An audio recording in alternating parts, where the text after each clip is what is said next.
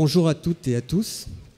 Merci d'être venus si nombreux pour écouter nos intervenants sur un thème que finalement je voudrais introduire ainsi. C'est l'histoire d'un crime, au fond, longtemps rendu opaque par les récits approximatifs et les débats à l'emporte-pièce, l'esclavage.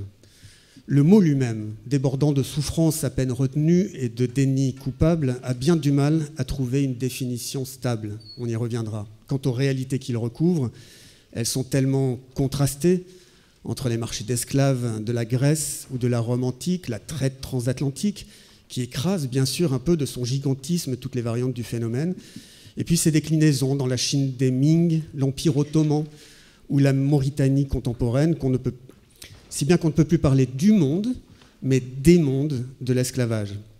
Des mondes que vient enfin explorer un collectif de plus de 50 historiens, juristes, anthropologues, dans une somme fascinante et souvent poignante, où le plus connu, ou que l'on croyait connaître, la cité athénienne, les cours impériales romaines, les Mamelouks d'Égypte, les plantations de Virginie, côtoie la description beaucoup moins familière de bien d'autres formes d'esclavage, dans la Corée, par exemple, de la période Choson, la Russie de Pierre le Grand, l'Amazonie des Yuki ou l'Alsace du XIXe siècle. Car il y a eu des esclaves partout, ou presque, rappelle cet ouvrage. Des hommes, des femmes, des enfants frappés par la mort sociale, la violence physique, l'abus sexuel, la perte d'identité, de dignité, de liberté, et on en passe. Et ce partout d'un crime contre l'humanité qui dure, puisqu'il existe encore sous des formes diverses, ne saurait évidemment nous absoudre de toute responsabilité vis-à-vis de celles et ceux qui, plusieurs siècles ou décennies après son abolition, continuent de porter dans leur chair ou dans leur psyché, ou les deux, les cicatrices douloureuses de ce fléau. Non, nous n'en avons pas fini avec l'esclavage, écrit Paulin Ismard, chef d'orchestre de cette étude magistrale, ni sur le plan de la mémoire, ni sans doute sur celui des réparations. Mais il faut évidemment commencer par l'histoire. Car l'abolition d'abord, puis l'inscription, je vous le rappelle, il y a 20 ans, du devoir de mémoire sur le plan juridique, grâce à la loi Taubira, qui reconnaît comme un crime contre l'humanité, je cite, la traite négrière transatlantique, ainsi que la traite dans l'océan Indien d'une part, et l'esclavage d'autre part. Cette loi n'a pas scellé l'histoire de ce dernier et les tensions de la société française, et cela vaut aussi bien sûr pour tous les autres pays qui ont connu l'esclavage, exigent encore et toujours que ces ressorts soient mieux compris. Car le passé esclavagiste n'est pas une histoire des autres, c'est toujours et encore la nôtre. Et l'on est heureux de recevoir aujourd'hui les maîtres d'œuvre de cet ouvrage, Paulin Ismard, historien, professeur à l'Université d'Aix-en-Provence, à ma droite, Cécile Vidal, vous êtes historienne et directrice d'études à l'EHESS, à ma gauche. Malheureusement, Benedetta Rossi, qui est aussi une des maîtres d'œuvre de cet ouvrage, n'a pas pu se libérer à cause de son passeport. Madame Miano, Leonora Miano, vous êtes essayiste et écrivaine. Et puis Romuald Foncouya, vous êtes professeur de littérature francophone à la Sorbonne et directeur du comité scientifique de la Fondation pour la mémoire de l'esclavage. Alors, pour démarrer et pour faire reposer cette rencontre sur des bases solides, si je puis dire, eh bien, l'important est quand même de commencer par donner une définition aussi rigoureuse et complète que possible de l'esclavage. Et ça n'est pas une mince affaire, comme vous dites, Paulin Ismard, plutôt comme vous l'écrivez dans votre introduction. Nous ne savons pas bien ce que nous nommons lorsque nous employons le terme d'esclave. Expliquez-nous ça. Oui, alors quand je dis ça, c'est d'abord pour insister sur le fait qu'il y a un emploi, disons, très, très large du terme esclave, et le terme esclave a aussi une dimension performative, c'est-à-dire que très souvent aussi employer le terme esclave, ça peut être désigner le statut d'un individu en le renvoyant à une forme d'indignité attachée à ce terme. Mais en même temps, quand je dis qu'on ne sait pas très bien ce qu'on veut dire quand on emploie le terme esclave, c'est pour poser d'entrée le problème de la définition de ce qu'on entend sous l'esclavage, qui était vraiment pour nous une question primordiale dans un ouvrage qui veut être à la fois une histoire mondiale de l'esclavage et une histoire comparée des sociétés qui ont eu recours à l'esclavage. Et pour pouvoir les comparer, il faut quand même être certain qu'on parle bien toujours de la même chose. Alors, chez les historiens, chez les anthropologues, chez les juristes, lorsqu'il tente de donner une définition universelle ou de présenter l'esclavage sous la forme d'un invariant, il y a très souvent deux types de définitions qui s'opposent, qui sont quand même sensiblement différentes. La première insiste sur le droit de propriété qu'exerce un maître sur son esclave. La deuxième, ce serait donc le droit de propriété, et c'est encore le cas depuis la Convention de Genève de 1926, qui permet de définir ce qu'est l'esclavage, hein, le droit de propriété exercé par une personne sur une autre. Et puis il y a une deuxième définition qui insiste au contraire sur les éléments de désocialisation ou d'exclusion, de relégation de la personne de l'esclave, l'esclave étant dans ce cas-là une figure d'exclu par excellence, exclu des liens de parenté, exclu de la communauté religieuse, mais dans ce cas-là, la question de la propriété intervenant secondairement dans la définition. Donc on a deux définitions qui sont pas tout à fait contradictoires, hein, mais qui sont sensiblement différentes et qui en fait sont plus ou moins pertinentes selon les sociétés auxquelles on s'intéresse. Nous, on a pensé que le travail de comparaison était possible si on considérait l'esclavage à partir d'un faisceau d'éléments assez précis, hein, dans lequel l'exclusion de la parenté est un élément fondamental, l'exercice d'une violence plus ou moins limitée dans les différentes sociétés, mais qui souvent se traduit par un droit de vie et de mort du maître sur l'esclave, est aussi un élément capital. Dans certaines sociétés, ça se traduit effectivement par le droit de propriété, mais bref, un faisceau d'éléments qu'on va retrouver de façon plus ou moins développée dans un ensemble de sociétés.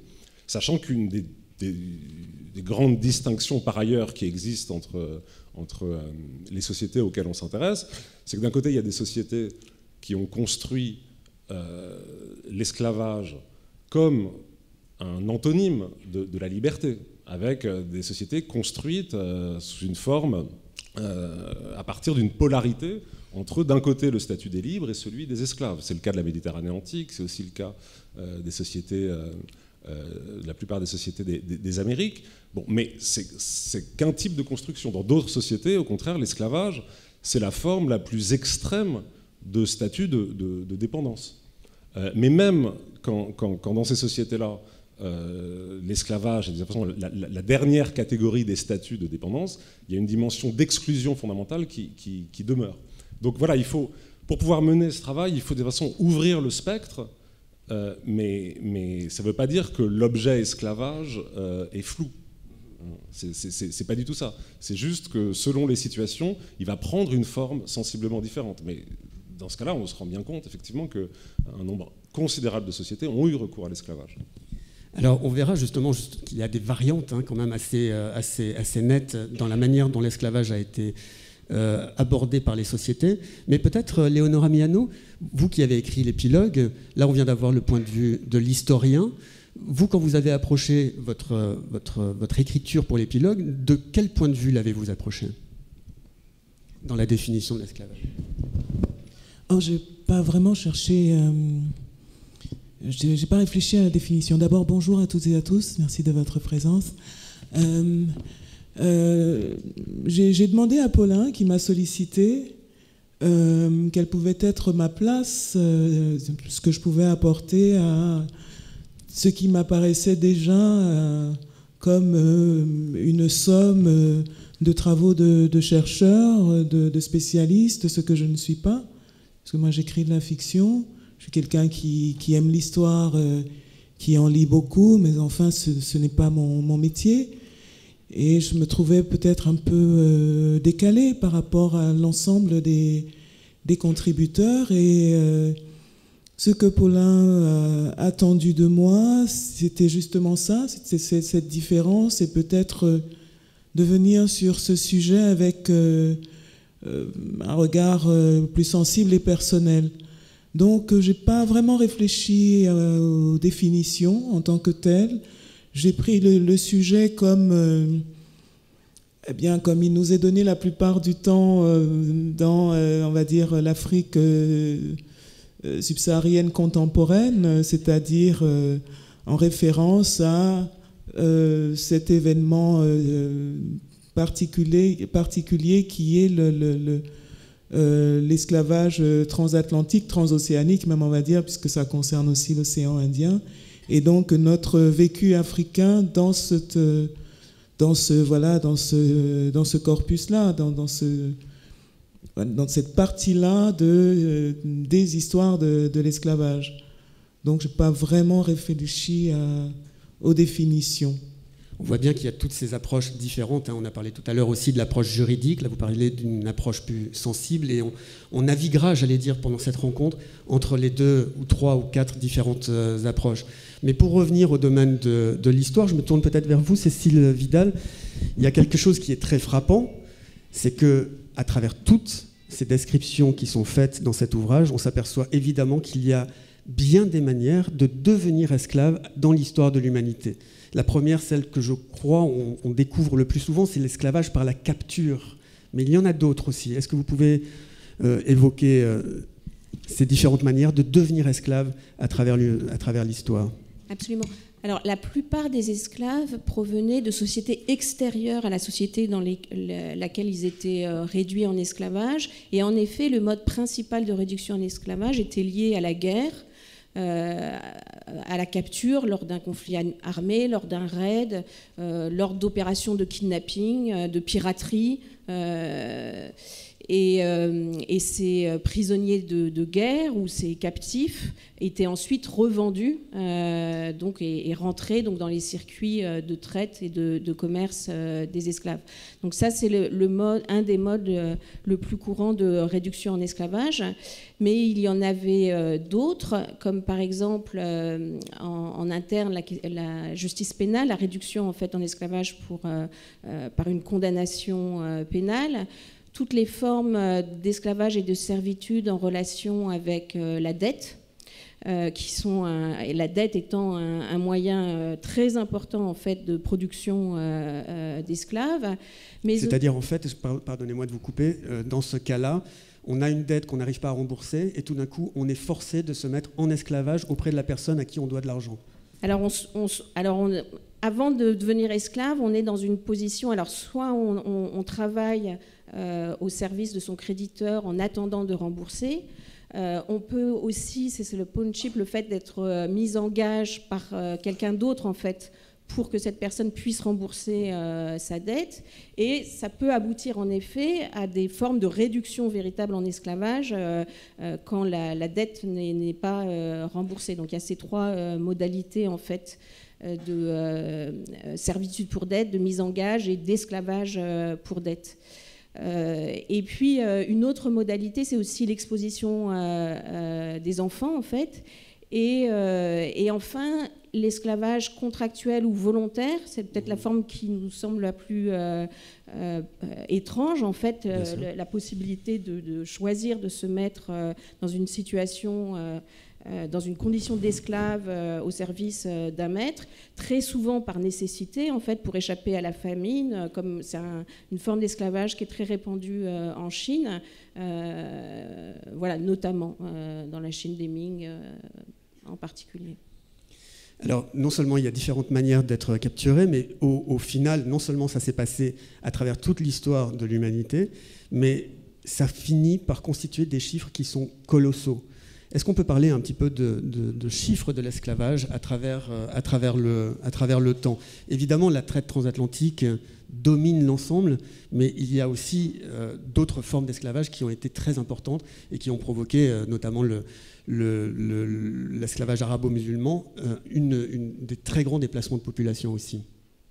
Oui, bien sûr. Alors, donner des chiffres comme ça sur la très très longue durée, c'est très difficile. Enfin, je veux dire, je sais pas dans quelle mesure. Que des estimations. Il y a des chiffres qui sont quand même bien connus aujourd'hui et qu'il faut évidemment rappeler.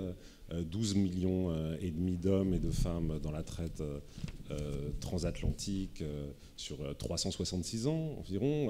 La traite arabo-musulmane qui en fait est un concept problématique en tant que tel, parce que la traite arabo-musulmane comme notion, ça rassemble des traites très différentes qui correspondent à des périodes et surtout à des géographies très variées. Donc en fait, il faut plutôt parler d'une traite transsaharienne, d'une traite qui passe par l'océan Indien, pour lesquels, et qui a environ 900, même un peu plus, d'années d'existence, avec des rythmes aussi très, très, très variés.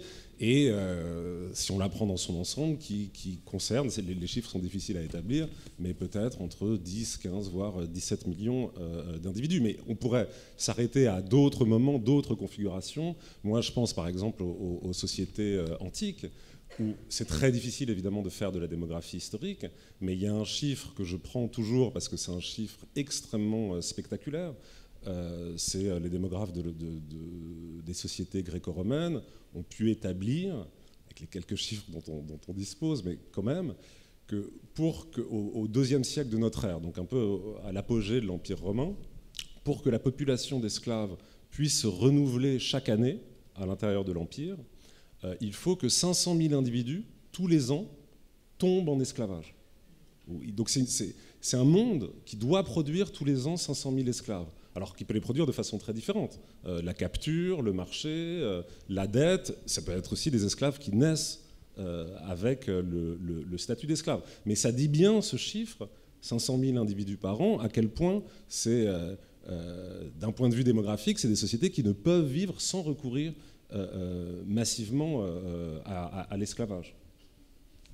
Romuald Foncquia, comment est-ce qu'on aborde ces questions, notamment de chiffres et d'histoire, à la Fondation pour la mémoire de l'esclavage ? Alors, la Fondation pour la mémoire de l'esclavage s'est constituée, comme vous le savez sans doute, à la suite de la loi Taubira, qui déclarait la traite transatlantique et l'esclavage comme crime contre l'humanité. Et donc, la Fondation est censée mettre, si j'ose dire, n'est-ce pas, en branle cette question de l'esclavage, au moins de deux points de vue. D'abord en défendant la recherche historique, et c'est la raison pour laquelle à la Fondation on est très, très sensible aux travaux qui sont menés dans toutes les disciplines qui sont concernées par la question de l'esclavage. Pas que l'histoire, la sociologie, l'anthropologie, la démographie, l'économie, les finances et la littérature, bien sûr. Donc la Fondation est attachée à cela, à développer effectivement tout ce qui est attrait à la recherche. Pourquoi ? Parce que pendant très longtemps, et vous l'avez rappelé d'ailleurs assez clairement dans votre propos liminaire, la question de l'esclavage a été pendant longtemps le point aveugle de l'histoire en France, pendant très très longtemps. Ce n'est pas qu'on ne savait pas que ça existait, ce n'est pas qu'on ne savait pas qu'il y avait des nobles qui avaient bénéficié de l'esclavage en leur temps, ce n'est pas qu'on ne savait pas très bien que Napoléon avait rétabli l'esclavage, ça on le savait, mais sauf qu'en fait le public ne le savait pas, et surtout on n'avait pas le sentiment qu'il y avait une sorte d'influence aussi grande de la question de l'esclavage sur le fonctionnement de la société française depuis le 18e, le 19e, le 20e et aujourd'hui. Et je pense que le travail de la Fondation, de ce point de vue-là, vise non seulement à soutenir des travaux qui sont des travaux de qualité sur ces sujets qui sont des sujets sensibles, mais vise également à faire que ces travaux soient vulgarisés, c'est-à-dire connus par le grand public, de façon à ce que l'on n'ignore plus aujourd'hui que ces phénomènes font partie de notre histoire. Et donc, elle a pour mission non seulement de soutenir, comme je le disais tout à l'heure, la recherche, mais également de produire des documents qui permettent effectivement que tout le public soit au courant de ces conséquences en fait, de l'histoire de l'esclavage. Alors, vous comprenez très bien que je ne réponds pas à votre question, désolé pour la question justement des chiffres. Donc, la Fondation n'est pas attachée, en fait, à savoir s'il y a eu 12 millions, 13, 14, 15 millions ou pas, mais pour des raisons qui sont des raisons assez évidentes. Ce n'est pas que le sujet ne soit pas intéressant, le sujet est même très, très important, il faudrait le savoir du point de vue de l'économie ou bien du point de vue de l'histoire. Mais je pense que la dimension scientifique suppose précisément qu'on prenne en compte cet élément-là, mais suppose aussi qu'on aille au-delà de cet élément qui est un élément, je n'avais pas dit factuel, mais qui est un élément comptable. Parce que cet élément comptable, si on s'arrête à celui-là, ça risque de poser un certain nombre de problèmes. Vous venez de le dire tout à l'heure, 12 millions sur 4 siècles. Je peux dire, je divise ça par 4, ça fait 3 millions par siècle, ça va, quoi. En gros, c'est pas terrible. Mais si on procède ainsi, on commet une grande erreur, parce qu'en fait, le phénomène de l'esclavage n'est pas qu'un phénomène démographique. Ce n'est pas qu'un phénomène comptable. C'est un phénomène culturel, c'est un phénomène de civilisation. Et si on oublie effectivement ces deux dimensions-là, culture et civilisation, on risque de passer effectivement à côté d'un phénomène qui est un phénomène qui, d'une certaine façon, nous concerne tous. autant que nous sommes dans cette salle, nous sommes tous descendants d'esclaves ou descendants, qu'on le veuille ou non, d'esclavagisés. Voilà, je dis que d'une certaine façon, c'est un peu comme cela que la Fondation conçoit le rapport à ce sujet qui est un sujet non seulement historique, bien sûr, mais c'est un sujet, j'allais dire, y compris de cohésion nationale, y compris même de cohésion mondiale. Je veux dire qu'on peut croire que cette affaire ne s'intéresse qu'à la France. Ben non. Ça s'intéresse également à l'Afrique, au rapport entre l'Afrique et la France, au rapport entre l'Afrique et l'Amérique du Nord, au rapport entre les Amériques et l'Afrique. Il y a là un phénomène qui est un phénomène mondial, à côté duquel il me semble que la question démographique est peut-être une question qui est un tout petit peu petite. Et bien entendu, et en même temps, évidemment, on se rend bien compte que les discussions sur le sujet pendant longtemps ont reposé sur des connaissances qui étaient relativement floues, comme vous l'avez dit tout à l'heure, dans une grande partie de la population, et que du coup, c'est assez important de revenir sur des fondations assez solides. Et ce livre, certainement, aura un effet, une contribution fantastique sur le sujet pour avoir des débats qui ont besoin de reposer parfois aussi sur des chiffres. Mais je rebondis sur ce que vous venez de dire, parce qu'il y a un élément qui est absolument fondamental et qu'on découvre dans l'extrême diversité des sociétés qui ont pratiqué l'esclavage, c'est que l'institution de l'esclavage n'épargne pas les sociétés qui se sont officiellement réclamées du droit et des libertés. Non, pas du tout. Le droit et la liberté... Que ce soit la cité grecque ou que ce soit le monde des Lumières. Ben, justement, le monde des Lumières sur la question de l'esclavage est un monde qui est un peu aveugle, hein, on le sait aujourd'hui quand même. Hein. Il suffit de regarder en fait le changement de pied qu'ont fait les philosophes sur la question de l'esclavage au XVIIIe siècle pour s'en rendre compte. Ce n'est pas une critique, c'est un constat. Si, on le sait aujourd'hui, si les Lumières ont été bien sûr à l'origine des idées que nous pouvons, dont nous pouvons aujourd'hui faire valeur, liberté, égalité, fraternité, on le sait, sur un certain nombre de questions, le rapport à l'altérité, par exemple, le rapport à l'esclavage, le rapport à l'autre, sont des sujets qui sont un peu complexes. Mais il me semble que ce n'est pas parce qu'on a créé la République une et indivisible, ce n'est pas parce qu'on a créé liberté, égalité, fraternité, ce n'est pas parce qu'on a évidemment aboli l'esclavage une première fois, puis une seconde, puis une troisième, que la République en tant que telle ne peut s'absout en quelque sorte de l'esclavage. L'esclavage, on le sait très bien, a encore été pratiqué, y compris sous la République. Et les sociétés qui sont des sociétés de liberté ne sont pas des sociétés dans lesquelles il n'y a pas de pratique de l'esclavage. Et je crois que cette question de l'esclavage est une question qui doit appeler la vigilance, qui est une vigilance constante de toutes les sociétés, y compris surtout les sociétés dans lesquelles on peut penser qu'il y a une liberté. Parce que la liberté, ce n'est pas pour tout le monde. Tout le monde est libre? Non. Est-ce que liberté, égalité, fraternité, c'est pour tout le monde? Non. Ça n'a pas été pensé comme ça. Si je m'écoutais, je dirais qu'à l'époque, ça a été pensé comme étant pour une seule catégorie de la population dans laquelle se trouvait, ou alors dans laquelle se trouvait la République. Ce n'était pas pour l'esclave haïtien, par exemple. Ce n'était pas pour l'esclave martiniquais. Et ce n'est pas un hasard si, au fond, les Haïtiens, au début du XIXe siècle, ont bien demandé à ceux qui avaient inventé les idéaux, liberté, égalité, fraternité, de les appliquer. Ils ne les avaient pas appliqués. Donc la République a encore besoin de pouvoir, si j'ose dire, accepter que les idéaux inventés soient appliqués. Ça, c'est la difficulté, en fait. Alors, évidemment, on va revenir assez régulièrement en boucle sur la question de l'esclavage européen et notamment de la traite transatlantique, mais pour poursuivre un peu sur le fait que ça avait lieu partout, on peut prendre un ou deux autres exemples quand même, très intéressants. On peut dire un mot peut-être de l'esclavage chez les Vikings. Est-ce que ça vous dit de dire un mot là-dessus qui était intéressant, et notamment où on découvre que les Vikings pouvaient aller jusqu'en Europe de l'Est pour aller puiser dans un vivier de Slaves qui ont vraiment trinqué sur la question aussi, et où les ports de la Volga servaient quasiment de ports dans lesquels un marché... Pardon ? servait de marché aux esclaves, y compris jusque vers les califes abbassides. Absolument. Donc les communautés vikings autour de la Baltique et ensuite dans les îles anglaises jouent un rôle très important dans le nouvel essor en fait des traites et des esclavages en Europe à partir du 7e siècle, et dans la manière dont ces traites et ces esclavages relient justement l'Europe du Nord et l'Europe du Sud, et puis les deux rives de la Méditerranée. Et donc ils pratiquent en fait de très nombreux raids qui s'étendent donc jusqu'aux îles anglaises, à la Galice, sur les côtes françaises, et ils vont faire des esclaves qui vont en effet vendre via 3 fleuves vers la mer Noire en fait, et fournir, contribuer à l'approvisionnement en effet en esclaves du califat abbasside. Donc ça c'est un élément crucial. Et puis la société, enfin les communautés vikings sont elles-mêmes des sociétés qu'on peut qualifier d'esclavagistes, où les esclaves jouent un rôle important dans le travail et dans le fonctionnement de ces sociétés. Peut-être un autre exemple, Paulin Ismar, et après on en viendra aux questions plus transversales. On est surpris parfois de découvrir que même les Amérindiens, qui ont été esclavagisés eux-mêmes évidemment, étaient eux-mêmes parfois des populations esclavagisantes. Oui, alors ce sont des configurations différentes. Une des grandes questions en particulier à propos des Amérindiens, c'est l'articulation entre la notion de captif et celle d'esclave.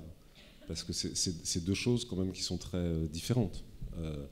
Une société peut produire, enfin peut avoir des captifs, et puis à un moment, éventuellement les détruire, les intégrer totalement à sa société, ou en faire des esclaves.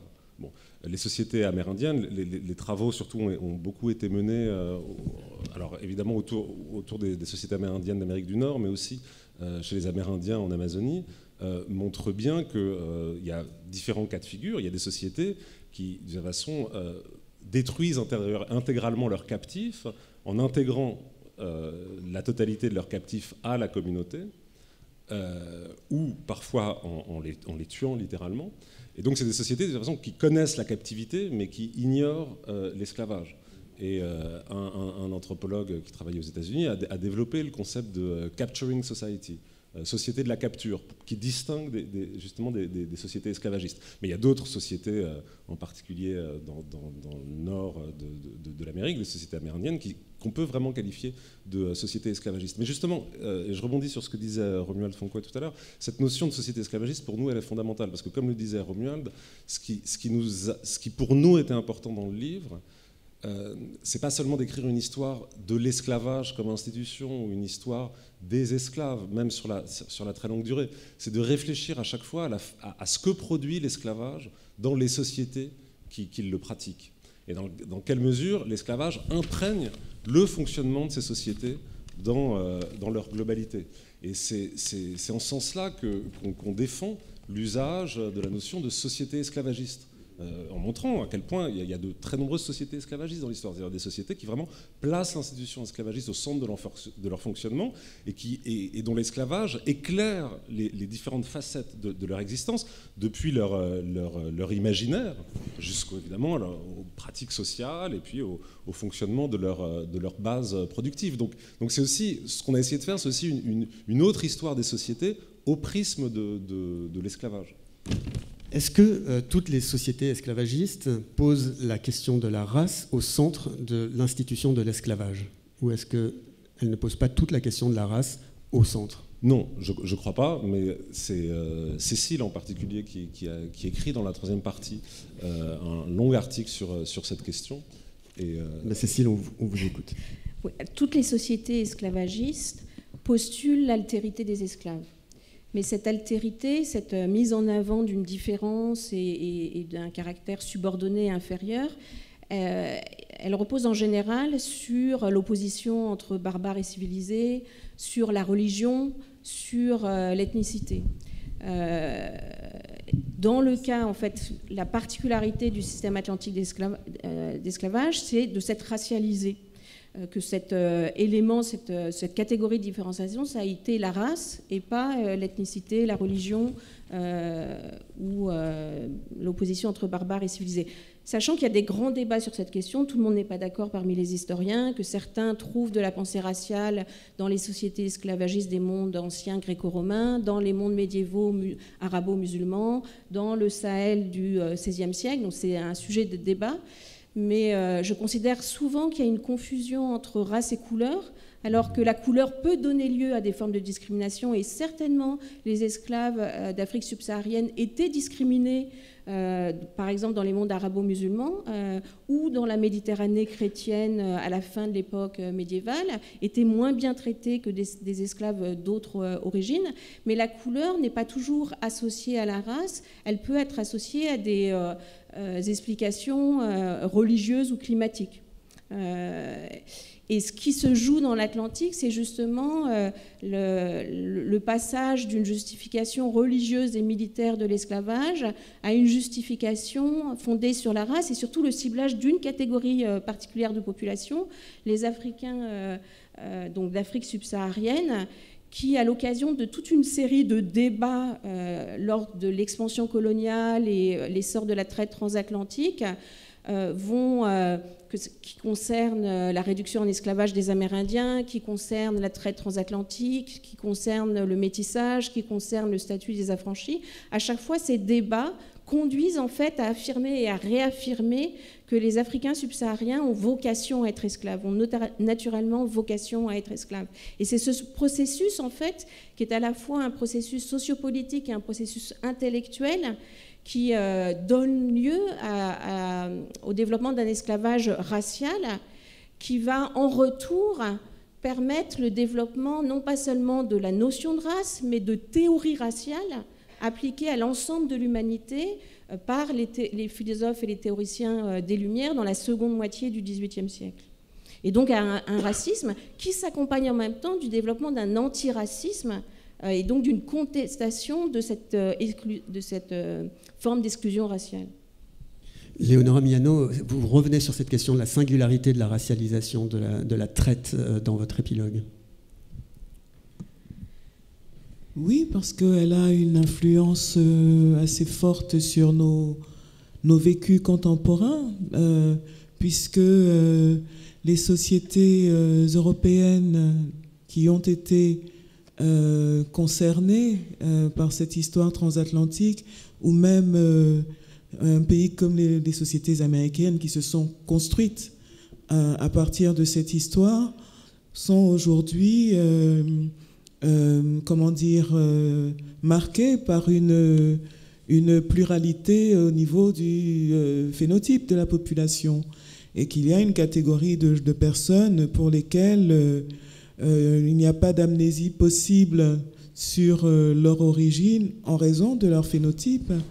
Et leur origine, ce n'est pas seulement le continent africain, l'Afrique subsaharienne, c'est aussi une histoire qui s'est jouée de façon un peu différente, voilà, plus ou moins différente d'ailleurs dans les pays en question, mais qui rappelle qu'elle a eu lieu. C'est-à-dire qu'il y a des personnes au sein de ces sociétés-là qui, quand elles entrent dans une pièce, encore aujourd'hui, voilà, emmènent cette histoire parce qu'on n'a pas... parce que c'est impossible de ne pas le voir, parce que nos imaginaires ne sont pas encore déracialisés, parce que le racisme sévit toujours et les inégalités qui en découlent. Donc toute une série de problèmes qui se posent encore à nous parce qu'on a racialisé à cette époque-là et même donc aboli les ethnicités derrière la race pour réduire en esclavage. Donc ce sont des questions qui nous concernent encore beaucoup et qu'on peut espérer dépasser seulement en les examinant en profondeur. Et je dois ajouter que sur la question de la racialisation, il suffit d'ailleurs pas de dire que les Africains subsahariens ont été négativement racialisés pour pouvoir être réduits en esclavage. Il y a aussi l'autre partie de la question. S'il y a des gens qui sont négativement racialisés, il y en a qui le sont positivement, donc qui sont eux aussi d'une certaine manière affectés, voire transformés par cette histoire. Or, depuis qu'on parle, et donc ça fait des décennies que, en tout cas, les personnes africaines et afrodescendantes ont produit énormément de discours divers sur ces sujets-là, il nous manque à cet échange sur la racialisation, mais la partie de ceux qui ont été positivement racialisés et qui, dans la société française actuelle, récusent tout débat sur le sujet en nous envoyant balader dès qu'on leur dit qu'ils sont blancs. Alors que ce n'est pas nous qui avons dit au départ. Nous, on était juste, je ne sais pas, Balouba, Yoruba, on était tout ce que tu veux, mais on n'était pas noirs. Hein? Et donc, le jour où on est devenu noir, il y a bien des gens qui sont devenus blancs et qui prétendent aujourd'hui ne pas l'être restés parce que ça les dérange. Et donc là, il y a... Voilà, c'est pour moi le nœud du débat, le nœud qui doit être défait pour qu'on arrive enfin à écrire la suite de l'histoire, quoi. Parce que nous, on a déjà tout dit sur le fait d'être noir, pas de noir. On a tellement écrit, on voudrait entendre le reste. C'est ça qui manque. Voilà. Paulin Ismar, l'esclavage a changé les sociétés en profondeur. En fait. Oui, bien sûr. Non, mais, par exemple, je pense à partir de mon domaine de spécialité. Par exemple, par rapport à ce que vient de dire Léonora, par exemple, c'est envisager le citoyen grec tel qu'on se le représente. On l'imagine à chaque fois prendre la parole à l'Assemblée, se rendre au gymnase, discuter sur l'agora. Bon. Et on se projette parfois dans cette figure idéalisée du citoyen auquel on aimerait bien ressembler. Et on ne se rend pas compte à quel point, à chaque fois, ce citoyen, c'est aussi un maître. C'est-à-dire que dans sa subjectivité personnelle, la façon dont il se construit, il apprend à être un maître. Et être un maître, c'est particulier. C'est un type d'être singulier. Donc, vous voyez, c'est aussi éclairé comme ça autrement que quand Léonora nous dit il y a d'une façon une autre partie du monde aussi à regarder, voilà, à partir de mon petit domaine de spécialité, ce serait un peu comme ça que je verrais les choses pour éclairer effectivement à chaque fois comment l'esclavage travaille les sociétés.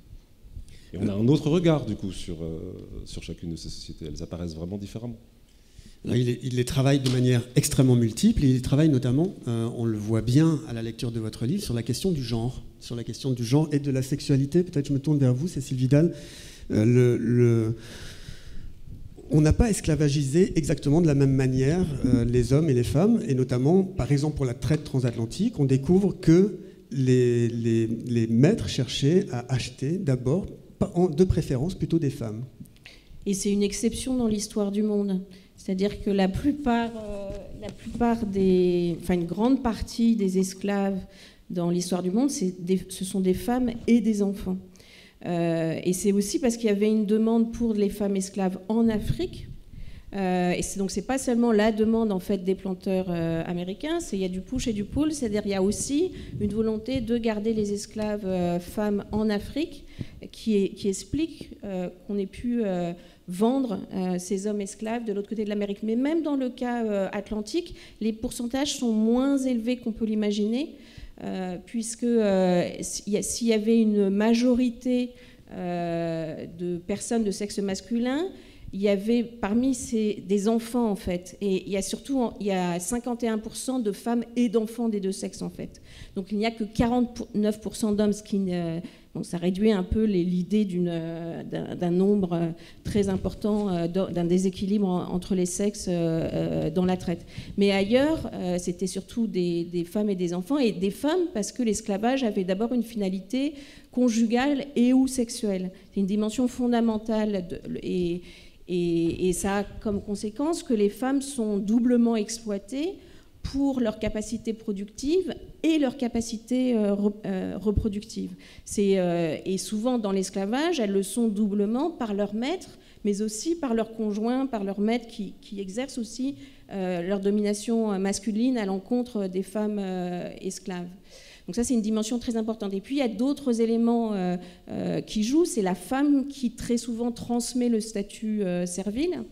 Mais en revanche, par exemple, dans le cas américain, on a un effacement du genre dans les rapports de travail. On met dans les plantations de canne à sucre, on met au travail de la même façon les hommes et les femmes allant à l'encontre des rapports de genre dans le travail, dans les sociétés africaines comme dans les sociétés européennes.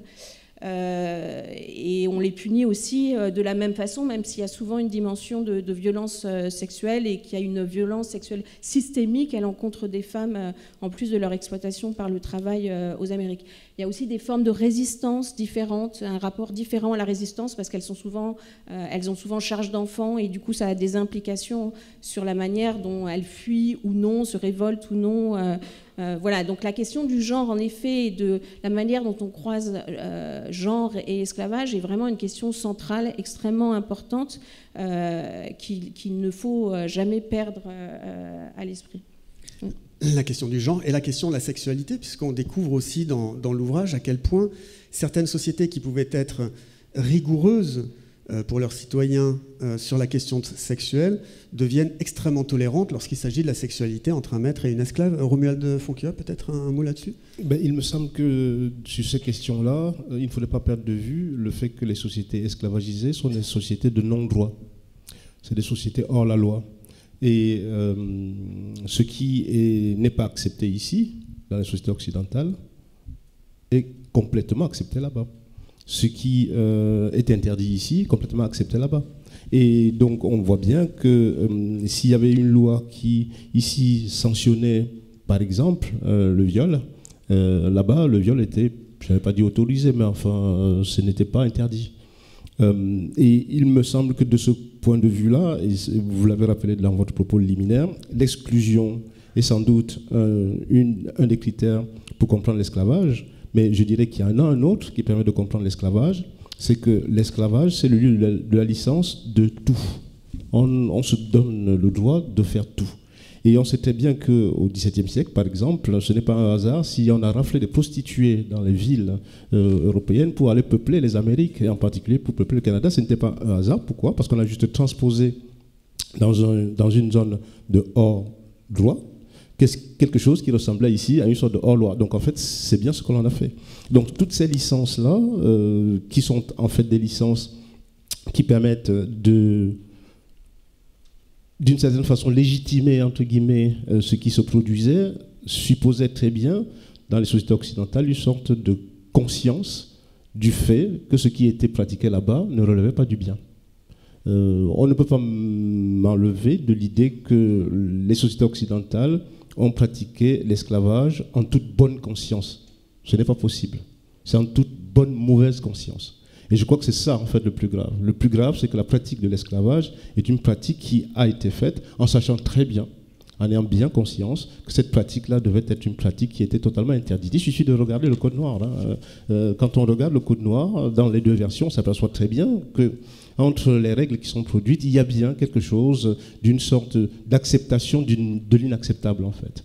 Évidemment, puisque c'est inacceptable, qu'est-ce qu'il faut faire ? Il faut faire un droit, il faut faire une loi. Le code noir, oui, c'est un code, mais c'est un code qui n'a pas lieu d'être, par exemple. C'est assez intéressant de ce point de vue-là.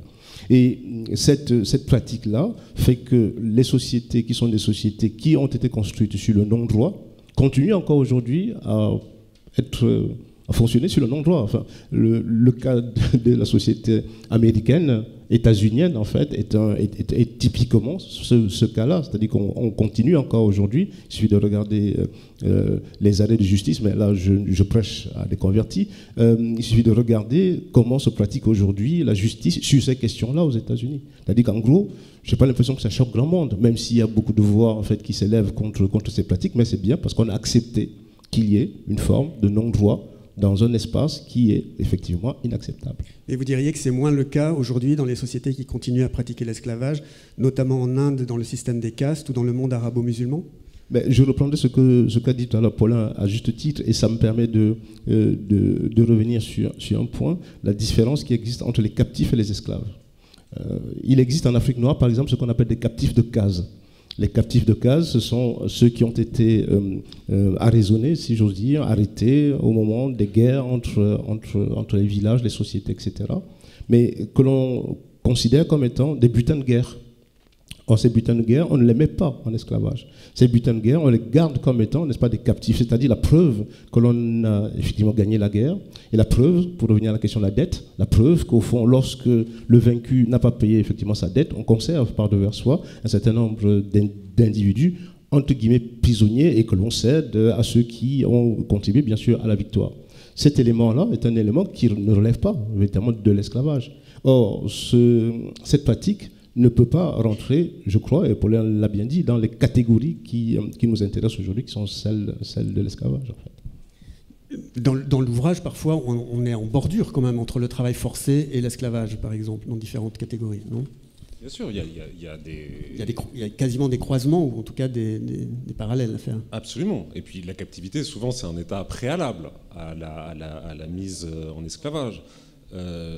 Et puis il y a beaucoup de cas de figure, effectivement, de travail forcé ou de travail pénal, qui sont des formes, en principe, très substantiellement différentes de l'esclavage, mais qui en fait sont, dans le cadre de sociétés qui par ailleurs ont recours à l'esclavage, peuvent donner lieu, au bout d'un certain temps ou dans certaines configurations, à des réductions en esclavage. Donc il ne faut pas, de manière générale, c'est quand même aussi l'apport de l'histoire, il ne faut pas avoir des approches qui sont trop centrées sur des catégories sans voir le dynamisme à chaque fois dans lesquelles elles s'inscrivent. Et de ce point de vue-là, l'esclavage, très souvent, c'est une potentialité pour plein de statuts comme ça, qui sont effectivement des statuts de dépendance ou des individus sur lesquels une contrainte extrême s'exerce.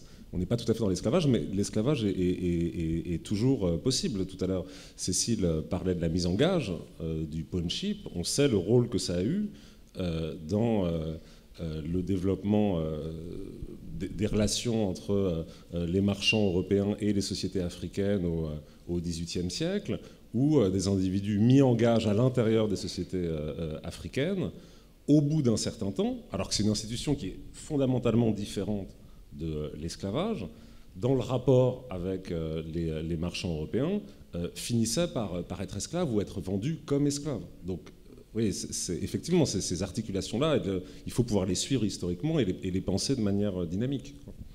Et si je peux rajouter quelque chose sur les rapports entre esclavage et travail forcé, c'est quelque chose que Benedetta Rossi met très bien en avant.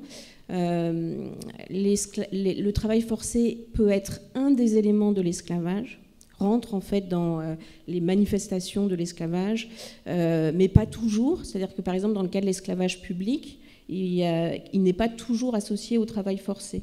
L'esclavage militaire, le travail administratif auprès d'un souverain ne relève pas du travail forcé de la même façon. Quand ça peut être un élément, mais quand le travail forcé est un élément de l'esclavage ne se réduit pas au travail forcé, parce qu'il implique toujours le contrôle sur la totalité du corps et de la personne. Et donc dépasse cette question du travail, alors que dans les définitions du travail forcé, c'est vraiment la coercition sur le travail et sur le fruit de son travail, sur la manière de devenir un travailleur et de nouer une relation esclavagiste. L'esclavage dépasse de loin cette dimension-là. Vous diriez par exemple le goulag ou le camp de concentration nazi de travail est de l'esclavage ? Ça dépend tout à fait ça dépend de quel type de définition de l'esclavage on parle. C'est un type d'esclavage sur lequel, par rapport c'est un type de travail forcé sur lequel, par rapport aux formes, disons, les plus traditionnelles de l'esclavage, une des grandes différences, c'est évidemment le fait qu'il n'y a pas de droit de propriété qui s'exerce sur la personne. C'est absolument, c'est quand même une différence fondamentale. Mais je reconnais qu'on montre bien, par ailleurs, que le droit de propriété n'est pas forcément un élément constitutif de l'esclavage. Après, je trouve que les quelques historiens qui se sont risqués à cette tentative, c'est-à-dire vraiment d'identifier l'expérience concentrationnaire à de l'esclavage, partent souvent d'une définition de ce qu'est l'esclavage qui est imprécise, enfin qui repose sur une connaissance pas très approfondie des sociétés esclavagistes, où en fait l'esclavage renvoie dans ce cas-là au pire traitement de la personne humaine, aux pires violences qu'on peut infliger à un individu. Et dans ce cas-là, le concept même d'esclavage perd parfois de sa rigueur et de sa pertinence. Par contre, ce qu'on a essayé de faire dans le livre, et j'y tiens un peu, alors c'est 5 pages dans le livre, mais on essaie vraiment de réfléchir à cette question, c'est de réfléchir à l'expérience concentrationnaire à partir d'une catégorie très ancienne de l'esclavage, que moi j'appelle dans le livre l'esclavage de peine, qui se distingue de l'esclavage pénal. Pour le dire très vite, l'esclavage pénal, qui est attesté dans de très nombreuses sociétés, c'est à la suite d'un crime, d'une condamnation, le coupable devient l'esclave de celui qui est reconnu comme victime. Bon. Et l'esclavage de peine, c'est autre chose. Et c'est une institution qui existe dans le droit romain, sur lequel les juristes romains ne cessent de réfléchir, et qui est reprise au XVIIe siècle, au XVIIIe siècle, qui est reprise en Russie, en particulier par les juristes de Pierre le Grand. Et c'est tout à fait autre chose. L'esclavage de peine, c'est des individus qui sont statutairement désignés comme esclaves, qui n'appartiennent à personne. Parmi eux, il peut y avoir des esclaves, c'est-à-dire des esclaves qui sont condamnés en raison de tel ou tel crime, peuvent être arrachés à leurs propriétaires et devenir esclaves de peine, servui poenae, dans le droit romain. Et ils sont affectés à un certain type de travaux. Donc les mines, les chantiers, avec l'idée qu'ils ne pourront jamais en sortir, et où surtout il y a la perspective qu'ils mourront esclaves. C'est-à-dire que la mort, puisque les juristes expliquent bien qu'ils ne peuvent plus jamais être affranchis. Ils sont esclaves et des esclaves sans propriétaire, et la mort est leur destin inévitable, mort à très court terme. Et là, il y a quelque chose et j'étais frappé en fait en lisant des textes, en particulier dans l'archipel du Goulag, en fait, Solzhenitsyn reprend des témoignages qui font immédiatement, qui rappellent des textes des juristes romains. Bon, pour moi, il y a une forme très particulière d'esclavage qui fait écho à l'expérience concentrationnaire. Et là, vous voyez, sur ce sujet-là, on a essayé d'apporter quelque chose, disons, à partir de notre connaissance de l'esclavage à ce qu'on peut dire sur l'expérience concentrationnaire, en le prenant par ce bout-là, par le bout de l'esclavage. Si je peux rajouter, il y a énormément de débats sur la question. Il y a des choses qui rapprochent et des choses qui différencient. Et en effet, dans les choses qui différencient, il y a la question de la finalité de l'extermination. Et l'autre dimension, c'est la question de la relégation.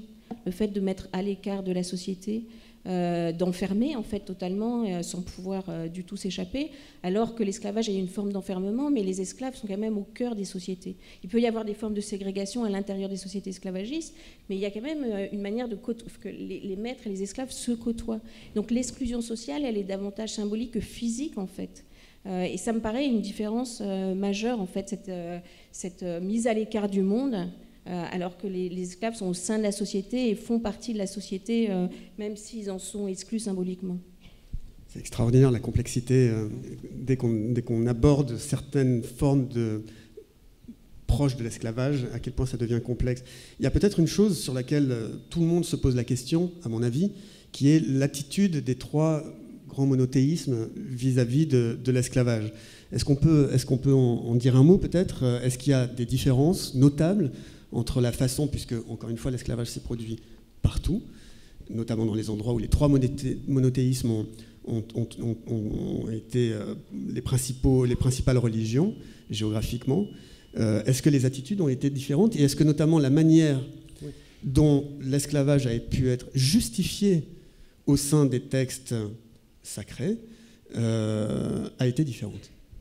Déjà, il faut insister sur un point, c'est que en tout cas l'islam et le christianisme se sont développés dans des sociétés qui connaissaient déjà l'esclavage.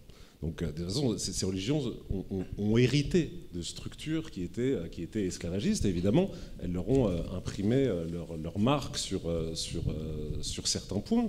Et l'esclavage travaille, disons, les textes sacrés. Je veux dire, la métaphore esclavagiste, on la retrouve en permanence, aussi bien dans le Nouveau Testament que dans le Coran. Il y a une théologie de l'esclavage de ce point de vue-là. Et évidemment, l'islam et le christianisme ont transformé aussi l'esclavage, par exemple en Méditerranée.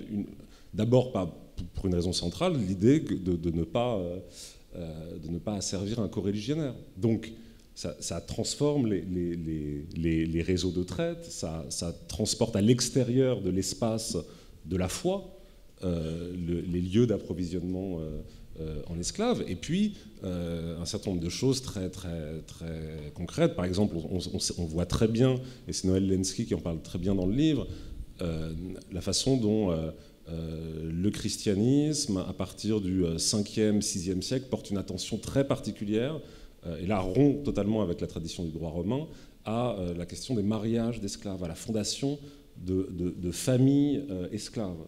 Et ça engage à terme une vraie transformation des statuts de servitude en Occident. L'islam, une des grandes singularités, c'est un peu gênant, vous êtes parlé comme ça de manière aussi générale, mais quand même, une des grandes singularités, c'est évidemment l'esclavage militaire. C'est-à-dire cette pratique, ce qu'on a appelé le paradigme mamelouk pendant presque 1000 ans. Rappelez peut-être de quoi il s'agit. C'est-à-dire d'aller chercher à l'extérieur, aux bordures de l'Empire, des jeunes hommes, non évidemment, donc à l'extérieur de l'Empire, qu'on forme ensuite et qui deviennent les soldats du calife. Et alors, institution qui ensuite prend des formes très différentes, du califat abbasside au 8e siècle jusque dans l'Empire ottoman au 19e siècle. Mais du coup, c'est une grande spécificité, cet esclavage militaire avec des forces armées qui reposent en grande partie sur des esclaves. On le sait parce qu'on se méfie de ses propres troupes et qu'on pense que former des jeunes enfants à devenir en gros des légionnaires, j'allais dire, du pays, permettra de mieux se défendre contre l'ennemi intérieur. Oui, et puis ça les isole de leur statut servile, alors même si très souvent ils sont affranchis, mais les isole de l'ensemble de la société dans laquelle, du coup, ils sont implantés, et ça garantit, ça assure bien davantage encore leur mise à disposition au service du sultan par rapport aux autres membres de l'élite, aux autres membres de l'aristocratie. Donc, bon, ça relève plus généralement de l'esclavage public, mais il y a une singularité de l'esclavage militaire musulman, enfin dans les sociétés du monde arabo-musulman. On pourrait aussi parler de l'importance de l'affranchissement. Bon, enfin, voilà, il y a beaucoup de choses. Mais encore une fois, ce qui est important, c'est aussi de dire que l'esclavage musulman, comme l'esclavage chrétien, comme l'esclavage juif, ça n'existe pas. C'est-à-dire que c'est quand même de gigantesques abstractions. À chaque fois, il s'agit de sociétés qui sont implantées dans des contextes bien particuliers. Et quand on parle d'esclavage musulman, c'est absurde parce qu'on parle de... Effectivement, il y a certains traits qu'on retrouve évidemment d'une société à l'autre, mais on parle de sociétés qui sont prises dans des contextes très très différents sur une histoire pluriséculaire, évidemment. Alors peut-être il y a quelque chose quand même qui les rapproche. Je me tourne vers Romuald Foncua, peut-être. Je ne sais pas si le sujet vous inspire, donc vous me direz. Mais c'est un sujet religieux, donc c'est inspirant. Oui, c'est religieux. C'est qu'en lisant le livre, je m'aperçois quand même que... Je me tourne vers vous parce que tout à l'heure, vous parliez de bonne mauvaise conscience. Et quand même, on trouve aussi bien dans le Coran que dans les textes chrétiens et juifs, on trouve l'idée qu'il y a une justification à faire de l'esclavage. Alors, comme l'a dit Paulin Ismar, évidemment, ces religions se sont construites sur des sociétés dans lesquelles il existait déjà. N'empêche qu'il a bien fallu écrire ces textes, et que aussi bien, en tout cas dans le Coran que dans l'Ancien Testament, on trouve la justification de l'esclavage. Oui, alors je ne parlerai pas du cas musulman que je connais beaucoup moins, sur le plan, que je connais un peu sur le plan littéraire, mais sur... plutôt de la religion catholique que je crois connaître un peu. Et parce que dans le livre, il y a c'est Charlotte de l'Étoile qui s'intéresse beaucoup à ces questions-là, puisque c'est sa spécialité en fait, qui est celle du christianisme, en particulier du christianisme africain, puisque c'est un peu les sujets qu'elle traite. Quand on regarde la religion catholique, mais cela est vrai pour la religion musulmane, il y a toujours cette question de la mauvaise conscience en fait. Et cette question de la mauvaise conscience qui fait que le personnel religieux, c'est-à-dire évêques, prêtres, etc., doit en quelque sorte faire un deal avec la mauvaise conscience pour pouvoir accepter la question de l'esclavage.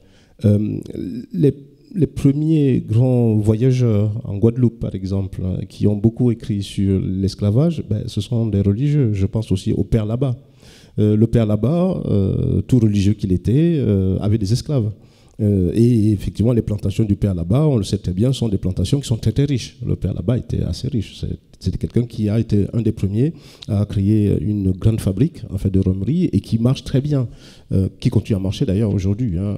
Je signale à toutes fins utiles, n'est-ce pas, que le rhum du père là-bas continue à être vendu aujourd'hui à bon prix. C'est très bon d'ailleurs, je le signale à toutes fins utiles. Je ferme la parenthèse à ce point. Et évidemment, vous voyez que l'esclavage nourrit encore nos tables. Donc le père là-bas avait des esclaves.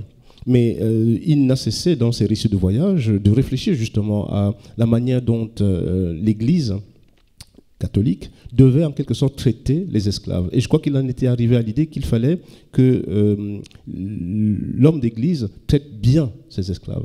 Et qu'au fond, il y avait de bons maîtres, pour revenir à ce qui était dit, il y avait le bon maître et le mauvais maître. Le bon maître, c'est celui qui devait traiter bien ses esclaves, donc ne pas effectivement les punir trop souvent, leur donner à manger, leur raconter la Bible, leur apporter la Sainte Foi, enfin voilà, l'ensemble de toutes ces pratiques qui étaient des pratiques humaines par rapport à un autre maître qui, lui, n'avait pas exactement ces qualités, qui faisait de lui un bon maître. Et cette question-là est une question qui traverse totalement l'Église catholique, jusque y compris dans la façon dont celle-ci va en quelque sorte produire des textes sur, et en particulier aux Amériques et aux Antilles, sur la façon dont les églises doivent se comporter par rapport aux esclaves. Et effectivement, ce débat est un débat qui, au fond, comme dans toute chose à l'intérieur de l'Église, est toujours pris entre, d'un côté, ce que je pourrais appeler la morale, et de l'autre, le fait. Et la question de l'esclavage n'est pas la seule question avec laquelle l'Église catholique, d'une certaine façon, a maille à partir, si j'ose dire. Il y a encore un débat aujourd'hui au sein de l'Église dont je ne pourrais pas parler puisque ce n'est pas le sujet. Mais effectivement, on voit bien que cette question-là, il y a la morale d'un côté, il y a le fait de l'autre, qu'est-ce qu'on fait au fond. Et il n'est pas, pour l'Église, facile de décider entre le choix de la morale et le choix du fait. D'où cette partition à l'intérieur de l'Église, dans les textes que Charlotte de l'Étoile montre très bien. Au fond, il y a eu d'un côté un certain nombre de pères de l'Église, ou bien du personnel religieux qui considèrent que l'esclavage est une inhumanité. De l'autre, il y a ceux qui considèrent que l'esclavage peut être amélioré. On retrouve effectivement le même débat, y compris en fait. Est-ce que c'est pas un peu la même chose dans les hadiths du Coran, dans lesquels on découvre souvent que c'est un acte pieux d'affranchir ces esclaves, par exemple. Enfin, si on ne veut pas les affranchir, on peut les garder, et l'idée, c'est de bien les traiter si possible. Est-ce qu'on ne trouve pas ça aussi ? Oui, avec effectivement la grande contradiction à l'intérieur de la foi religieuse même, à savoir que la libération de l'esclave se fera une fois qu'il sera mort.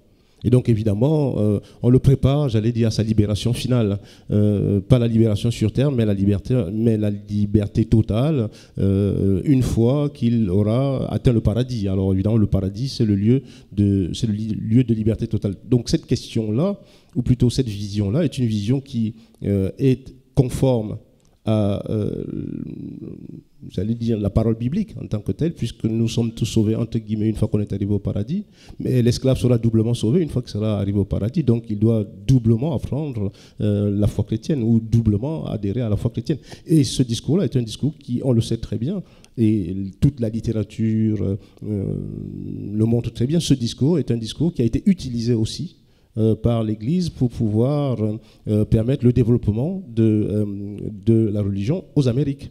Comment effectivement conserver sur les plantations les esclaves en leur vantant l'idée selon laquelle plus ils seront christianisés et plus ils seront libérés. Plus longtemps ils seront christianisés et d'une certaine façon, plus longtemps après la mort ils seront libérés. Donc il y a bien ce discours-là aussi, qui est un discours, comme je disais tout à l'heure, qui est un discours de mauvaise conscience en fait. Cécile Vidal. Moi je ne suis pas sûre que ce soit un discours de mauvaise conscience en fait, parce que cette préoccupation pour le traitement des esclaves qu'on retrouve dans la religion chrétienne, dans les écrits, le Coran, les hadiths, dans le confucianisme, dans la littérature gréco-romaine, c'est vraiment une préoccupation partagée dans de nombreuses sociétés esclavagistes. Elle révèle à mon avis davantage une préoccupation pour la moralité des maîtres. plus que le traitement en soi des esclaves, parce que l'esclavage n'est pas remis en question, il est accepté et ne pose pas problème en fait pendant extrêmement longtemps. Il peut être critiqué, il peut être dénoncé, certains, mais globalement c'est quand même une institution qui n'est pas remise en cause et qui est considérée comme normale et parce que normée. Mais c'est plutôt ce que fait du coup l'esclavage à la société esclavagiste dans son ensemble, y compris aux maîtres. Et la question, par exemple, de l'usage de la violence, de l'importance de l'usage d'une violence physique dans l'esclavage, le système ne pouvant fonctionner que par un recours constant à la violence physique et à d'autres formes de violence, du coup, a des effets sur les maîtres et le reste de la société. Et c'est par rapport à ça, en fait, que la société réagit et qu'il y a ces discours sur les bons et les mauvais maîtres. Alors, je voudrais qu'on essaye de consacrer la dernière partie, peut-être, avant que vous puissiez poser vos questions, à la question, évidemment, de la mémoire et éventuellement des réparations. D'abord, peut-être commencer par, justement, là aussi encore, un dernier point d'histoire à proprement parler. Et je vais peut-être rester avec vous, Cécile Vidal, c'est qu'il y a un moment, semble-t-il, où cette mauvaise conscience dont parlait Romuald Foncua tout à l'heure commence à faire grincer, en tout cas en Occident, un certain nombre d'esprits, et un certain nombre d'épisodes finissent par être dévoilés, notamment par la presse. Et j'aimerais que vous nous parliez peut-être d'un épisode qui est assez marquant dans l'histoire, qui est l'épisode du rôdeur. En effet, donc l'abolitionnisme naît au moment où se massifie la traite transatlantique et l'esclavage colonial américain entre 1750 et 1825. 5 800 000 esclaves sur les 12 500 000 qui ont été déportés. Donc le sont pendant ces quelques décennies. Donc dans une période extrêmement courte. Donc il y a une massification, une industrialisation avec des sociétés qui comportent jusqu'à 90% d'esclaves aux Amériques, des problèmes pour faire accepter ce système à un très grand nombre, en même temps un essor du nombre des affranchis, et donc qui interroge les barrières raciales, d'où des questionnements grandissants sur la légitimité de ce système qui repose sur la violence et qui impose des taux de mortalité faramineux, donc la traite et l'esclavage. Et puis il y a quelques grandes affaires, des causes célèbres, à la fois des maîtres dans la manière dont ils traitent leurs esclaves sur les plantations américaines, mais aussi des affaires en rapport avec la traite, l'affaire du Zong dans les années 1780, et puis dans le cas français, l'affaire du rôdeur que raconte Anita Ruprecht dans le livre. C'est un très bel article. Donc on est à un moment particulier puisqu'on est après l'abolition de la traite en 1815 qui a été imposée au Congrès de Vienne aux Français, mais les Français renâclent à la mettre en pratique, cette abolition de la traite. La traite illégale se développe et c'est ce bateau qui a été armé au Havre qui est allé récupérer des captifs à destination de la Guadeloupe, qui va être atteint d'une maladie ophtalmique qui conduit à la cécité. Et une grande partie en fait des esclaves, mais aussi de l'équipage, est atteinte de cette maladie. Ils traversent tant bien que mal l'Atlantique, ils rencontrent au passage un navire espagnol pratiquant la traite illégale qui de la même façon est atteint de la même maladie, mais lui qui erra en vain dans l'Atlantique.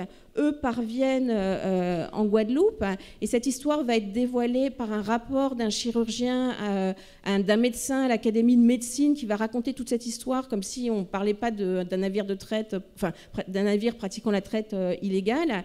Et du coup, le rapport va être censuré, donc ils vont effacer la partie compromettante. Et puis évidemment, ça déclenche un scandale encore plus grand. Les abolitionnistes français et anglais s'en emparent, la littérature gothique de cette époque, parce que cette histoire est absolument extraordinaire, parce que c'est tout un symbole sur la cécité de l'Occident qui impose des telles conditions à des hommes et des femmes et des enfants. Et donc à partir de là, un certain nombre d'articles sont publiés. Une mise en avant de cette histoire pour dénoncer la violence du système de traite. On passe les épisodes suivants, peut-être pour en arriver à aujourd'hui. Léonard Miano, j'entendais l'autre jour que vous évoquiez la question de la mémoire. Par ces termes-là, vous disiez on a mal métabolisé l'histoire de l'esclavage dans notre pays. Alors ce que je voulais dire surtout, c'est que dans ce pays dont on nous dit souvent que, et puis on l'entend beaucoup en ce moment, que voilà, la France, ce n'est pas une ethnie, ce n'est pas une race, c'est même pas tellement si c'est une langue, enfin possiblement une langue quand même, mais surtout pas une ethnie ni une race, mais beaucoup plus une idée. Et que donc, parce que la France est une idée, avant tout, et que c'est une nation littéraire, politique, on peut y adhérer d'où que l'on vienne. Et donc, étreindre des ancêtres qui ne sont pas nos ancêtres biologiques. Alors moi j'aime bien tout ça et je l'ai fait, je le pratique même encore avec une assez grande facilité puisque je le fais avec beaucoup de pays en réalité. Je me les approprie comme ça. Et ce qu'on ne nous dit jamais lorsqu'on formule les choses ainsi pour essayer de définir ce pays et la manière donc, dont il peut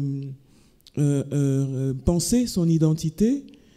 Ce qu'on ne nous dit pas, c'est si cette France à laquelle tout le monde peut adhérer pour peu qu'il le veuille bien, pour peu qu'il en épouse donc l'idée, si elle-même elle épouse. La France épouse-t-elle les présences qu'elle convie en elle et qui ne sont pas européennes? L'a-t-elle fait? Comment l'a-t-elle fait jusqu'ici? Et où est-ce que ça se voit? La question de l'esclavage, de la manière dont le pays a pris en charge cette histoire jusqu'ici, jusqu'à en tout cas très récemment, montre que non, le pays n'a pas décidé que, étant avant tout une idée et n'étant en tout cas pas une race, il pouvait reconnaître que les personnes ayant été réduites en esclavage dans ces vieilles colonies étaient autant que les Gaulois, les ancêtres de toute la nation. On n'a pas décidé ça, on n'a pas dit ça aux Français.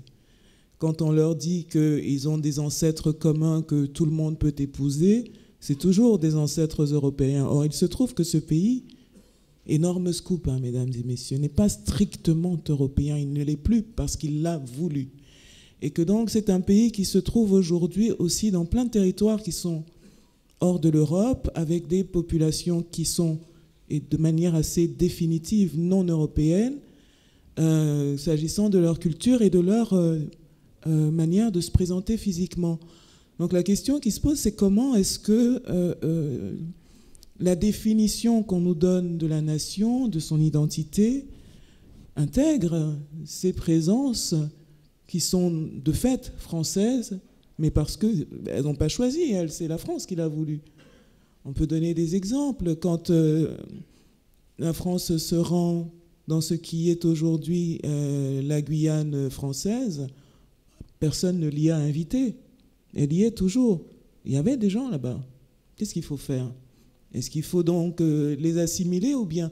Alors, et qu'est-ce que ça voudrait dire? Les assimiler à quoi? Les assimiler à quoi? Puisqu'ils sont sur leur territoire ancestral et qu'on en a quand même fait des Français. Donc c'est toute une série de questions qui semblent compliquées mais qui ne le sont pas tellement. C'est simplement qu'il faut y répondre. Et donc la manière dont on s'est occupé de l'esclavage jusqu'à aujourd'hui et qui fait qu'on n'a pas considéré que c'était la mémoire de tous dans le pays. On a traité comme si c'était la mémoire de certains. Il se trouve que ces certains, ils ont un certain phénotype aussi, et que donc, prétendant ne pas être une race, on s'est quand même comporté comme si on était une race, et que c'était important. C'est peut-être important. On peut décider qu'on est ça, mais il faut simplement le dire.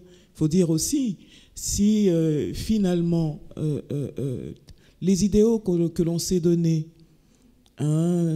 étaient trop élevés pour soi, et là, toute honte bue, on dit qu'on n'est pas capable de ça, qu'on ne sera jamais la France qu'on avait racontée, qu'en réalité on est autre chose. Mais si on est cette France-là, a priori, toutes les personnes qui sont ici devraient revendiquer les anciens esclaves des colonies comme voilà, des ancêtres qui ont contribué à la prospérité de cette nation, qui ont souffert pour qu'elle soit riche, qui lui ont apporté, alors qu'elles étaient supposées servir et périr, qui lui ont apporté, de nouvelles esthétiques que tout le monde devrait connaître, de nouvelles manières de cuisiner que tout le monde devrait connaître, qui ne sont jamais dans les livres de cuisine traditionnelle française, il n'y a jamais ces cuisines-là, qui lui ont apporté aussi des pratiques sociales, qui lui ont apporté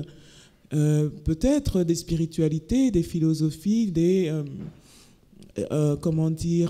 enseignements en matière de résilience, tout un faisceau d'apports qui sont strictement minorés parce que on ne s'est pas reconnu dans ces visages alors qu'on prétendait embrasser le monde.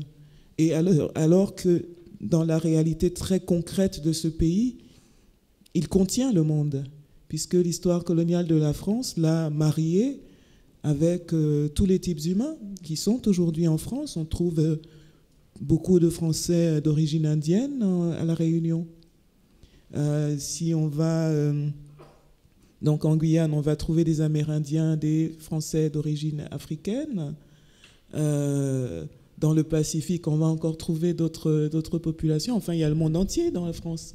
Mais quand on nous parle de ce pays, et on en parle beaucoup en ce moment de ce pays et de son identité, on ne nous parle que d'une petite partie. C'est donc qu'on ne nous parle pas de la France, on nous parle de la France telle que certains la rêvent, mais certainement pas comme son histoire l'a façonnée. Et donc voilà, la question de l'esclavage et de la manière dont on se l'approprie fait encore partie de ce non-dit et de cette incapacité à se hisser à la hauteur de ses propres idéaux. Romuald Foncua, j'allais vous interroger. À quel...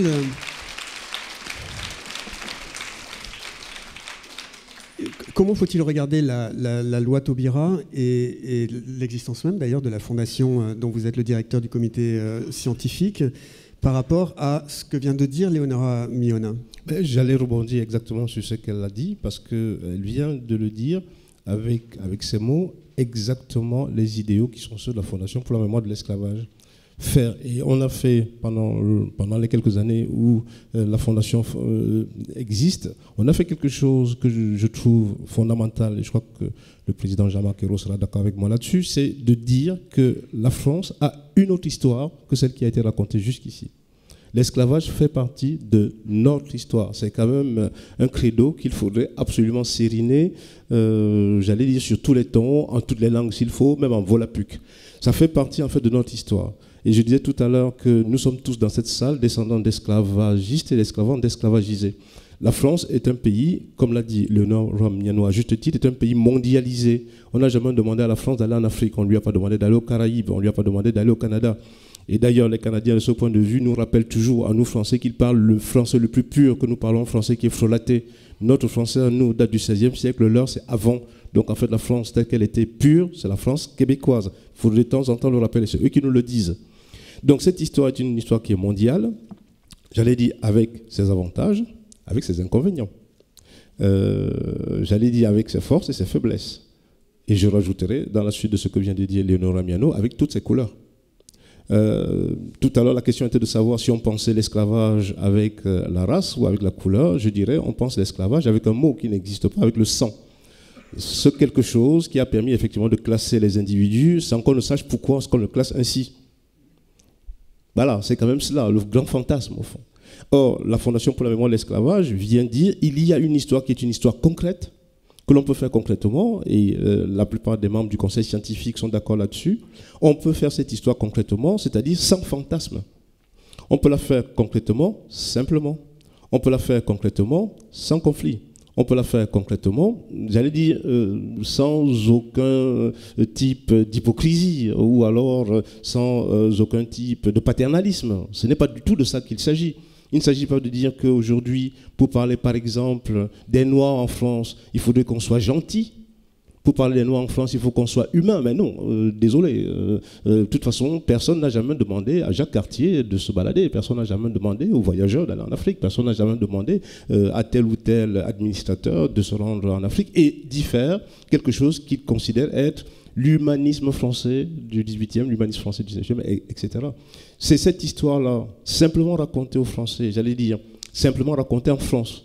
Et la France, elle est vaste. Elle commence à Paris et s'achève à Dakar, ça dépend des périodes. Elle s'achève à Fort-de-France, ça dépend des saisons. Elle s'achève en Guyane, ça dépend des jours. Donc on voit bien que cette France-là est une France qui est vaste, elle est mondialisée et depuis très longtemps. Sauf qu'en France, on a juste un peu oublié que la France a été mondialisée pendant au moins 4 siècles. Et je ne remonte même pas au Moyen-Âge, pour ne déranger personne. Je ne voulais même pas aller à Jérusalem pour comprendre cette histoire. Elle est mondialisée depuis très longtemps. Si nous oublions que la France a été une France mondiale, parce qu'il y a eu des conflits coloniaux, parce qu'il y a eu des indépendances haïtiennes, parce qu'on a perdu quelques territoires, pour parler comme à la fin du 19e, on finit par oublier qu'une histoire, au fond, ne change pas parce qu'on a perdu des territoires.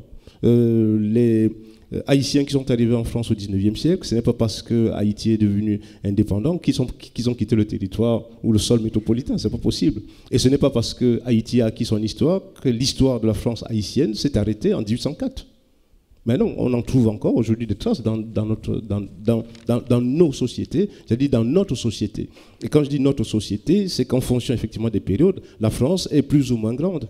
Et je dirais même, sous forme de provocation, que ce n'est pas parce que les pays africains aujourd'hui ont acquis leur indépendance que ces pays-là ne sont pas restés moins, français.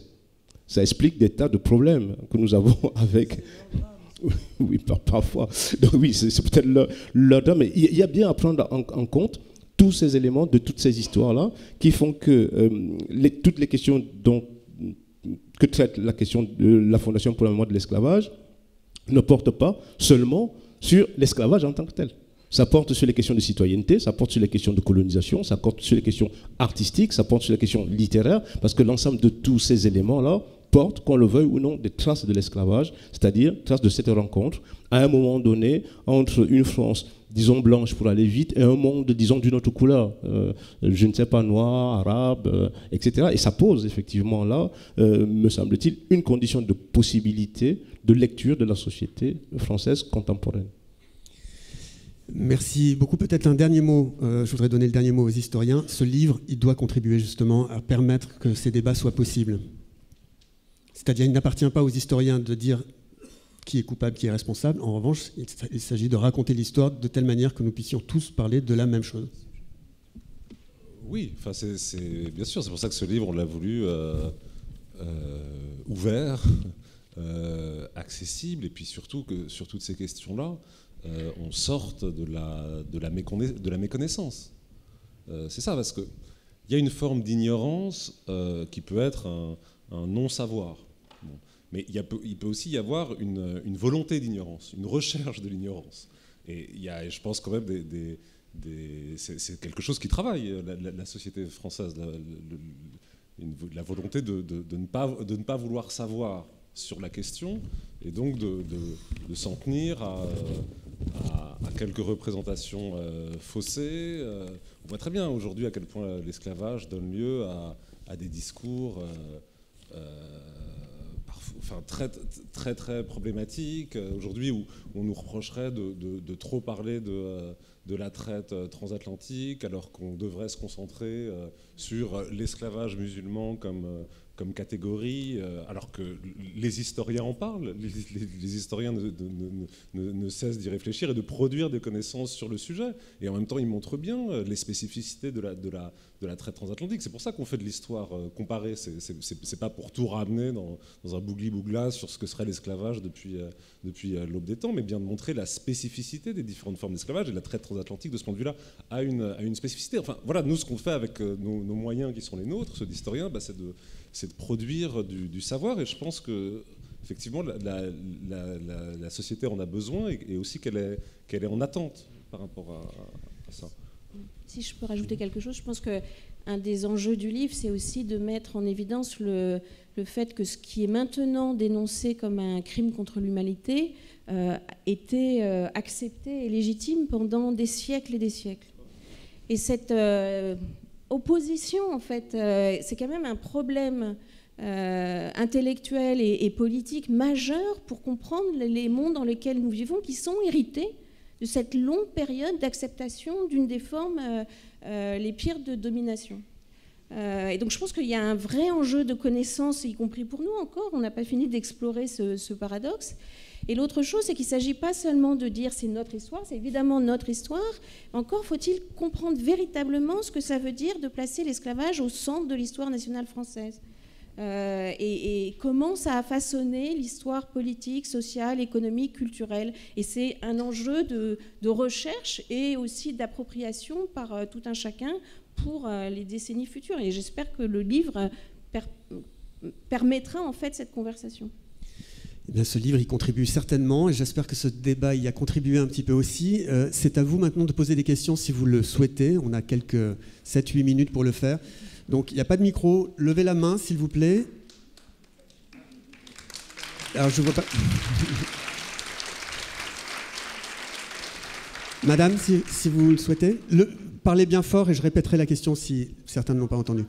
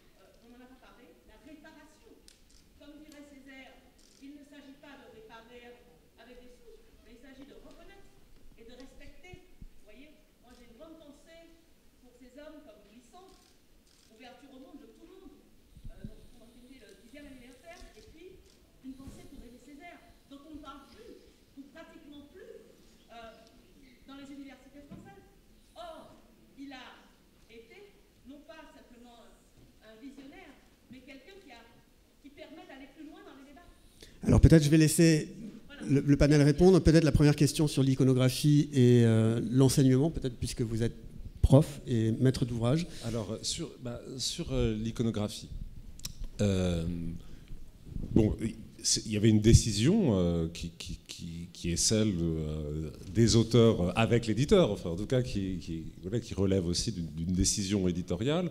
Il fallait que ce soit un visage, le visage d'une personne. Pas 5, pas 8, une personne. L'Afrique subsaharienne est quand même le continent qui a donné le plus grand nombre d'esclaves au reste du monde.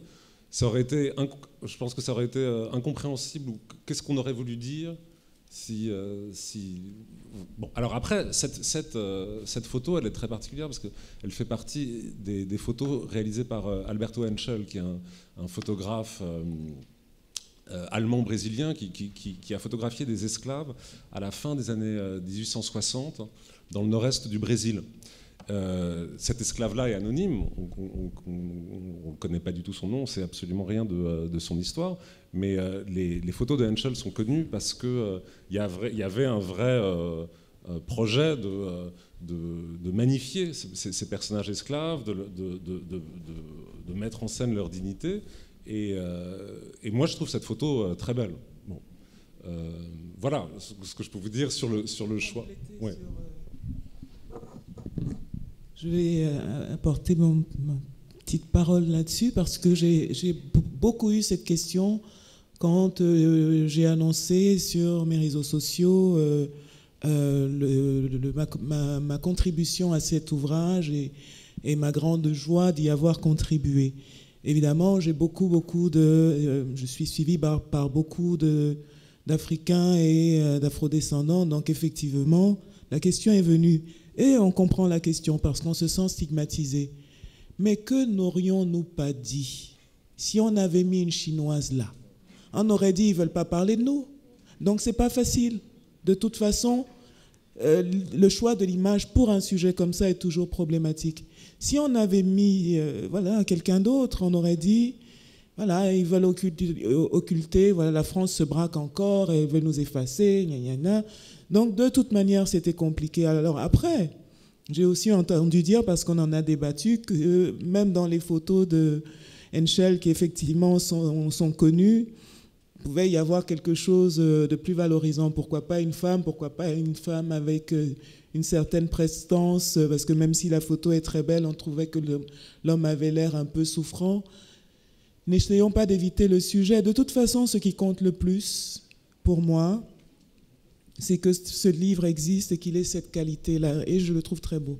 En fait, je ne suis pas mécontente de voir un visage noir. Je ne veux pas qu'on oublie que c'est arrivé à nous, que c'est de nous qu'on parle quand on dit la traite des Noirs ou la traite négrière encore aujourd'hui dans ce pays qui n'est pas une race, qui n'est pas ceci, qui n'est pas cela, mais on dit la traite des Noirs.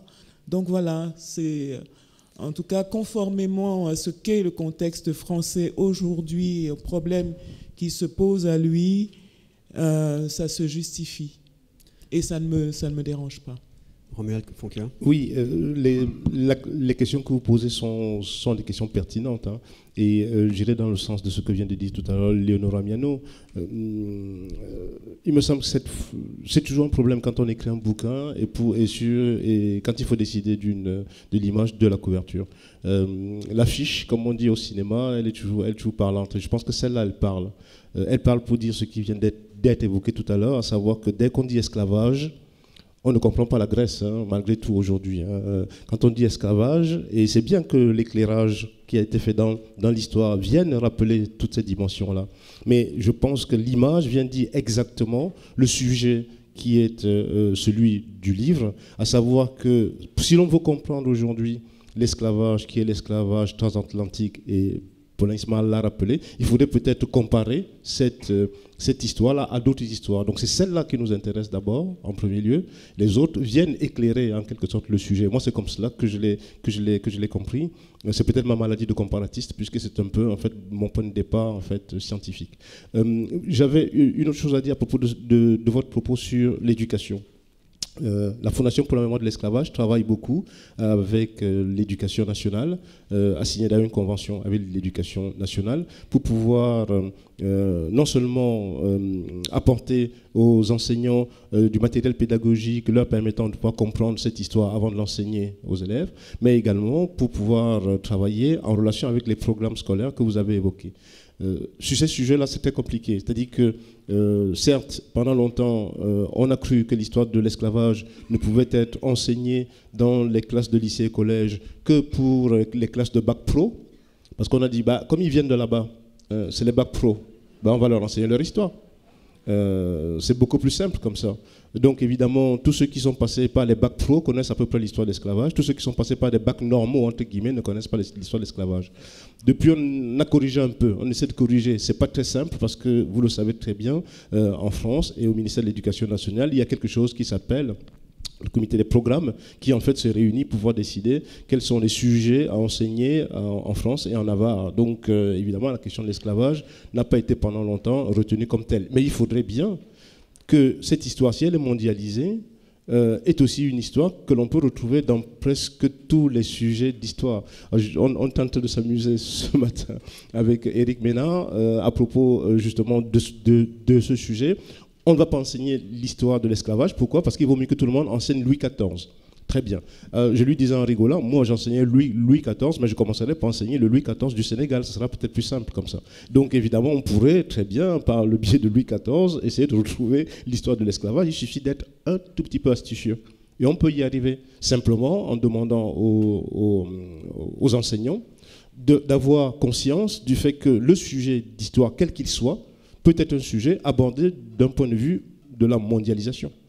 De la mondialisation qui est, me semble-t-il, la réalité de l'histoire française. Voilà, pour reprendre ce que je disais tout à l'heure. Enfin, c'est pas ma faute, hein, je n'y peux rien. Alors, on va prendre simplement une autre question, parce que je ne vais pas vous mentir, je dois animer un autre débat dans 10 minutes. Donc, madame, si vous le souhaitez, une autre question, et puis la réponse, malheureusement très courte, mais vous pourrez discuter sûrement avec les intervenants après. Parlez bien fort.